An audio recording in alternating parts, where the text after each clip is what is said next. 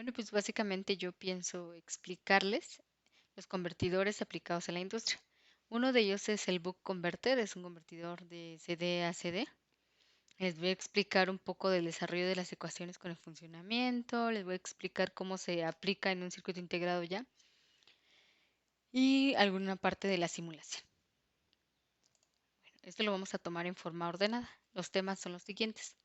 Vamos a tomar la operación básica de nuestro book, los modos de conducción como son modo de conducción continua y modo de conducción discontinua aplicados al book, los modos de control como son los modos de control de corriente, de voltaje, de histéresis. Vamos a desarrollar un poco de ecuaciones tomando en cuenta la parte básica de funcionamiento de nuestro circuito. Vamos a hacer un ejemplo con un template que yo realicé tomando en cuenta las consideraciones de cada componente, y esto lo realicé con un circuito integrado de MP2384 de la familia de Maxine. También les voy a enseñar un poquito de la simulación que yo realicé en OrCAD Spice, tomando el circuito integral, la parte interna del MP2384 aplicada a nuestro book. Eso es muy importante esta parte porque básicamente yo les voy a decir cómo poner los bloques en OrCAD para que ustedes puedan simular su propio circuito integrado. Y vamos a hacer unas pequeñas consideraciones del layout, a darles unas pequeñas consideraciones. Bueno, pues básicamente sabemos que un book es un convertidor del tipo no aislado, compuesto como ya sabemos de un diodo, de un switch, de una bobina y de un capacitor. Bueno, pues ahora en la actualidad se utiliza los books síncronos. ¿Qué quiere decir eso? Bueno, que en lugar de tener un diodo de freewheeling, se quita este y se sustituye por un transistor. Ahora, si nosotros queremos diseñar este book converter, tenemos que tomar en cuenta dos estados, el estado en TEON y en el estado TEOP, como lo llaman los libros. En el estado de TEON es cuando nuestro transistor de la parte superior se cierra, haciendo que la energía pase desde la fuente hacia el inductor, hacia el capacitor, hacia la carga. Y en el estado TEOP es cuando nuestro transistor se abre. Esto provoca que el de abajo se cierre, se cambia de polaridad el de voltaje el inductor y ahora se descarga la energía del inductor, el capacitor hacia nuestra carga. En esta parte yo le pongo las formas de onda básicas para este convertidor. En esta se muestra la forma de onda de corriente de nuestro transistor de la parte superior y en esta se muestra nuestra forma de corriente de nuestro transistor de la parte inferior. Y como ya sabemos, la suma de estas dos corrientes hace nuestra corriente del inductor. Ahora, si nosotros queremos agregar la parte de control en nuestro book, lo único que tenemos que hacer es tomar una parte, muestrar una parte para que entre como feedback a nuestra parte de control, ya sea en voltaje o en corriente, para que pueda hacer nuestra modelación en ancho de pulso de nuestros transistores de la parte superior y de la parte inferior. Bueno, vamos a pasar a los modos de conducción. Pues básicamente los modos de conducción, los más importantes son el modo de conducción continua y la discontinua, que son las que se utilizan en la mayoría de los circuitos integrados. Ya no se utiliza la parte crítica porque tiene muchas pérdidas. Bueno, y básicamente el modo de conducción continua es cuando nuestro inductor se carga y se descarga sin tocar el cero. Y nuestra modo de conducción discontinua es cuando nuestro inductor se carga, se descarga, permanece un tiempo en cero y de igual manera se vuelve a cargar, permanecer en cero. Bueno, pues básicamente la mayoría de los fabricantes ahora ya hacen los circuitos integrados con los dos modos de conducción, modo de conducción continua y modo de conducción discontinua. ¿Cómo es esto? Bueno, pues en altas cargas se realiza la modulación en PWM en modo CCM. Es decir, se modula el ancho de pulso y la mayoría de las veces tenemos una frecuencia fija. Y en cargas ligeras se hace la modulación en PFM, es decir, pulso frecuencia modulation. Esta es una modulación del ancho del pulso y modula la frecuencia. Este método también es conocido como Skype Mod, es decir, que permanece el tiempo de encendido fijo y el que se modula es el tiempo de apagado. Ahora, para resumir un poquito más lo que les estoy comentando, puse este diagrama donde podemos observar que nuestro Buck Converter se divide en cargas en High Load y en Low Load. En High Load, perdón. High Load tenemos el modo de conducción CSM y en este tenemos una modulación PWM y en Low Load tenemos modo de conducción DCM y nuestra modulación es PFM. Bueno, ahora viendo ya discutido de los modos de conducción de nuestro circuito y que se aplica a la mayoría de los circuitos integrados, en donde para mayor eficiencia tenemos un modo DCM en cargas ligeras en modulación PFM, vamos a pasar al siguiente tema. Técnicas de control. Bueno, hay diferentes técnicas de control, como pueden ser tiempos constantes en apagado, tiempo constante en encendido, o un Adapted On Time Mode, como es el de CAP Mode, modo en histéresis, modo en corriente, modo en voltaje. Yo les voy a presentar solamente 4, como pueden observar en esta parte. Primero que nada, los más comunes son modo en voltaje y en corriente. Pero estos modos, al tener un amplificador de error en la entrada, pues no permiten que sean tan veloces. Entonces esto es lo que da es menor eficiencia. Primero que nada, ¿cómo funciona el modo de control? En voltaje. Bueno, pues básicamente nosotros tomamos una señal de voltaje, la introducimos en un amplificador de error que compara contra un voltaje de referencia y la salida de esta se introduce en un comparador PWM que compara contra una triangular. Y este se introduce en otro bloque que es el que maneja el transistor de la parte superior y el de la parte inferior. El otro método que es muy básico es el de modo de corriente. Básicamente este modo yo siempre lo he trabajado con un inductor paralelo que se llama Z current detector, que está en paralelo con nuestro inductor primario. El otro inductor, Z current detector, lee la corriente que tiene el primario, lo detecta en forma de voltaje y lo lleva otra vez igual a nuestro amplificador de error realizando las mismas comparaciones hasta obtener nuestra modulación en PWM. Ahora, otro método muy básico que se puede decir es el modo de Constant On Time Mode. Este modo lo utiliza el MP2384. Y como podemos ver, lo que hace el circuito, pues básicamente es lo siguiente. Toma de la salida nuestro nuestro voltaje de salida y nuestro voltaje inferior es el que marca nuestra TOM y nuestro rizo superior, nuestro nivel superior es el que marca nuestra TOP. Y a partir de ahí empieza a hacer nuestra modulación.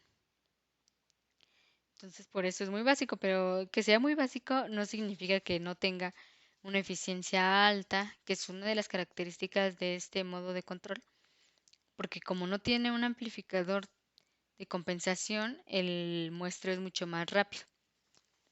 Ahora, otro método es el de CAT Mode, es uno de los métodos de control más completos, porque según la literatura dice que tiene comparación en voltaje de entrada, comparación en voltaje de salida, tiene comparación de corriente en la carga, comparación de corriente en off en la carga. Y como podemos ver aquí un poquito más si nos metemos al circuito, en esta parte tenemos una comparación de voltaje de salida.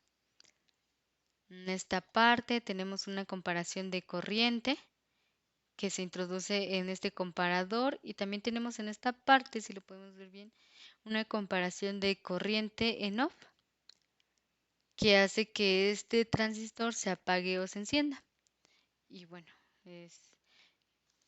esta es una explicación del DCAP, pero el DCAP es uno de los que tiene las mayores características, ¿no?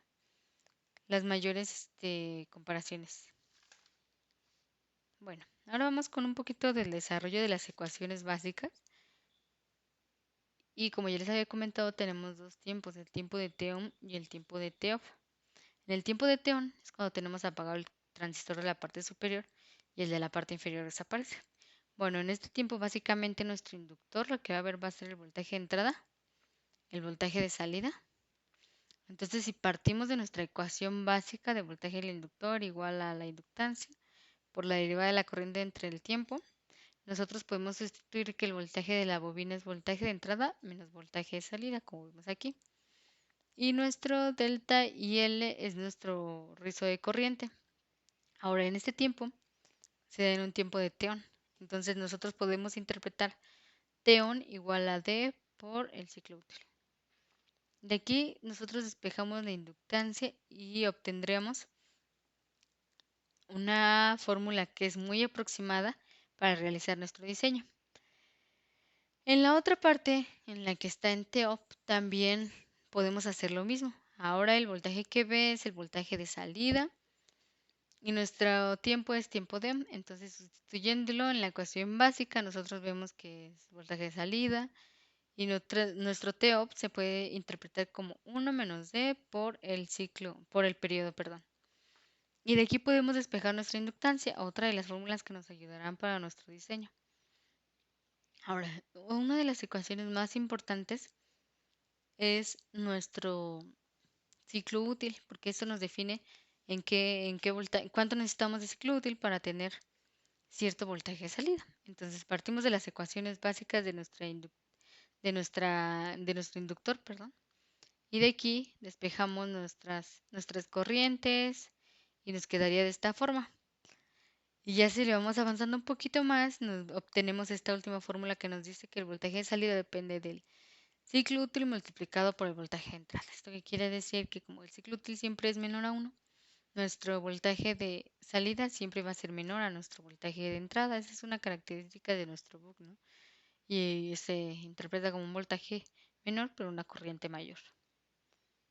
Bueno, entonces como les había explicado, comentado, yo lo voy a hacer con el MP2384 de la familia de Maxi, que se trabaja en tiempo de T-on de control.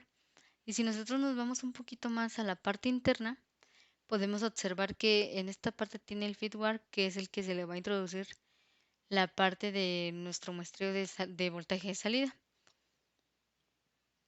Este integrado pues, básicamente cuenta con todas las protecciones, como es Overvoltage Protection, Undervoltage Protection, que se pase arriba de nuestro voltaje de salida, o sí que se pase arriba de 130 de nuestro voltaje límite de salida. Y también tiene nuestros dos transistores para realizar nuestra topología de nuestro buc. Bueno, yo puse aquí un ejemplo de un buc donde ya le pongo, bueno, más bien dicho, donde el fabricante muestra los valores que debe de tener cada componente. Y realicé un pequeño, permítanme, y realicé un pequeño template para estar resumiendo cada característica que tiene que tener nuestro componente. En esta parte, para hacer la selección de un capacitor, para primero tenemos que tener el valor de la capacitancia y se da por medio de este valor, que es la fórmula que nos marca el fabricante, que es 1/4 por la corriente de salida, por la frecuencia, por la capacitancia de entrada. Bueno, este lo pasamos para acá y el resto lo pasamos para la parte de inferior. Y también necesitamos saber el voltaje del capacitor, que es igual al voltaje de entrada máximo. Uno de los componentes más importantes es el que es el capacitor de salida. Entonces, en esta parte yo les muestro las fórmulas que yo utilicé, en donde dice que el capacitor de salida es igual al rizo de corriente por la frecuencia, sobre la frecuencia, por el rizo de voltaje. Nos da aproximadamente 65 microfarad. Entonces, tienen que ir como que modulando un poquito el rizo de voltaje para que nos dé esta cantidad. Y los parámetros más importantes introducirle es el factor de disipación, que es el que nos da la resistencia de nuestro capacitor, y con esto podemos nosotros obtener nuestra pérdida de nuestro capacitor, que es igual a la corriente. En esta parte también les dejo la fórmula al cuadrado por la resistencia ESR. Otro parámetro importante es nuestra inductancia. De igual forma, aquí en esta parte les coloco la fórmula. Les voy a estar compartiendo el template para que lo puedan modificar. Y lo único que le tenemos que meter son la resistencia en DC de nuestro inductor, porque esos son inductores en CMD, debemos de tomar en cuenta. Y aquí calculamos nuestra potencia de nuestro inductor, que es igual a la resistencia en DC por la corriente de salida al cuadrado. De igual forma, si queremos obtenerlo con un diodo, que ya no es muy usual, o con un MOSFET, tendremos que introducir los voltajes de umbrales, las capacitancias, que son los más importantes, y nuestra resistencia en drain zone, nuestra resistencia en gate, que es la que les vamos a colocar. Y ya de aquí nosotros vamos a obtener nuestras pérdidas totales. Aquí les dejo también las fórmulas. Y de aquí obtenemos otra sección donde nos dice qué características tenemos que tomar en cuenta para elegir nuestro transistor. Bueno, pues básicamente es el voltaje del MOSFET, la corriente del MOSFET, el voltaje de gate y pues la resistencia térmica, ¿no? Que la mayoría pues tiene arriba de 81 y tenemos que ver en qué temperatura tenemos que tomarlo en cuenta. Igual lo mismo está en el MOSFET. Bueno, pues regresando un poquito a nuestra presentación, vamos a la parte de simulación en OrCAD Spice. Bueno, esta parte es muy importante porque nosotros vamos a poder entender un poquito más cómo funciona el circuito integrado y al mismo tiempo vamos a echar a andar una simulación con el book y entender más el book, ¿no? Bueno, pues básicamente como es TEOM, es el MP2384, internamente lo que hace es hacer una comparación. Si nuestro voltaje de salida es menor a tal valor, se enciende. Si nuestro voltaje de salida es mayor a tal valor, se apaga. Y yo lo metí con un flip-flop para que tenga un almacenamiento de memoria y pueda hacer que nuestro oscilador oscile, ¿no? Y realmente le pongo un voltaje, bueno, una fuente que es el que nos va a dar el primer pulso. Les dejo el diagrama también, lo pueden simular y les saldría lo mismo. Y pues aquí las formas de onda, ¿no? De nuestro inductor. Como vemos, aún falta trabajarlo un poquito más porque nuestro modo es el modo CCM. Pero nuestro sistema, al reducir los voltajes de salida, pues se vuelve un poquito inestable. Entonces haría un poco más trabajarlo y les daría la actualización muy pronto. Y la corriente del transistor que está en esta parte de azul. Nuestra corriente de nuestro inductor, como ya lo hemos dicho, y nuestra corriente de nuestro diodo. Bueno, aquí lo puse como diodo, pudiera haber sido un transistor. Y pues básicamente las consideraciones son las más básicas, como que nosotros debemos de poner nuestro pad, bueno, nosotros debemos de poner el high current pad, como es el PGN, el voltaje de entrada, el switch, muy cerca del dispositivo para los trazos, para que no provoque inductancia. También debemos de poner el capacitor tan cerca como Vin y PNG, es decir, de esta forma tenemos de ponerlo muy cerca. Este es PNG y este es Vin, muy muy cerca. Y mantener los nodos de switcheo, que son los que van hacia nuestro inductor, cortos y lejos del feedback network. ¿Okay? Y mantener el voltaje entrada y los pads de PNG conectados a una gran zona de cobre. Bueno, pues aquí les pongo, si quieren saber mucho más y leer un poco más acerca de estos temas, les pongo los documentos de los que yo me guié para que ustedes puedan leerlos y checar un poco más. Muchas gracias.